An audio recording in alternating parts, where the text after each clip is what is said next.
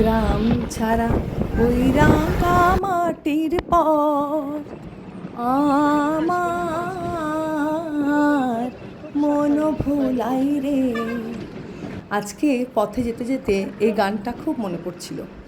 সবুজগুলো দেখে মনে হচ্ছিল আহা, গ্রামে থাকা কি না আরামের, তাই না? খোলা আকাশ, খোলা বাতাস, সব কিছু কত স্বচ্ছ। তারপর নিজের মনই যেন নিজেকে বলে উঠল, আরে পাগলি, গ্রাম হোক বা শহর, দু জায়গাতেই আরাম আছে, দু জায়গাতেই সুবিধা অসুবিধা দুই আছে। এই যে বর্ষাতে কাদা মাটি জল পেরিয়ে যাওয়া, আবার শীতের হাড় কনকনানি ঠান্ডা, আবার গরমের তাপে কাজ করা, গ্রামবাসীদের পক্ষে সে কি খুব আরামের? না, সবসময় তা নয়।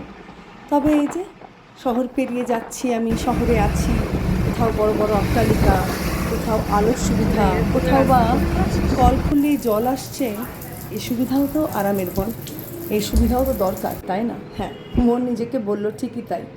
ঠিকই বুঝিয়েছো ভাই, যে কোথাও রাজপ্রাসাদেও আমরা কুঁড়ে ঘর মনে করি, আবার কুঁড়ে ঘরে থেকে আনন্দ থাকলে সেটাকেও রাজপ্রাসাদ তৈরি করা যায় মনের মধ্যেই। মনেই সব গোড়া। যাই হোক, আজ তাই ভাবলাম এই ভাবনাটাই আপনাদের সাথে ভাগ করে নিই। গ্রাম আর শহর দুই জায়গাতেই তার ভালো আর খারাপ দুই আছে। তবে আপনারা যেখানেই থাকুন, আনন্দে থাকুন, আরামে থাকুন, এই বলে আজকে শেষ করছি। ভালো থাকবেন।